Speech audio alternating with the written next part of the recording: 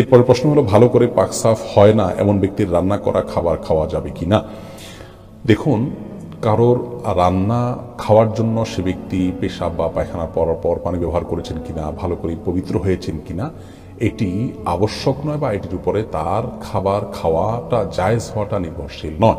এটি আপনার রুচির ব্যাপার একান্ত। কেউ পেশাব বা মলত্যাগের পর তিনি যদি ভালো করে সাবান দিয়ে হাত না ধোন, তিনি যদি ভালো করে পরিচ্ছন্ন না হন, তাহলে সেক্ষেত্রে আপনি তার খাবার খাওয়া না খাওয়াটা একান্ত আপনার রুচির ব্যাপার। আপনার রুচি যদি না কুলে আপনি খাবেন না, রুচিতে কুলে আপনি খেতে পারেন।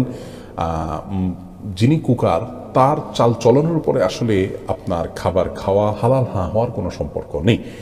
অনেকে বিশেষ করে গ্রামাঞ্চলে দেখা যায় যে এটা নিয়ে বাড়াবাড়ি করেন, বলেন যে অমুকের হাতের রান্না খাবো না, কারণ আমি জানি না সে পেশাব করে পানি ব্যবহার করে কিনা, তিনি টয়লেটে ভালো করে পরিচ্ছন্ন হন কিনা। মূলত এরকম কোনো কিছু শরীয়ত আমাদেরকে নির্দেশ করেনি। আবারও বলছি, এটি একান্ত রুচির ব্যাপার।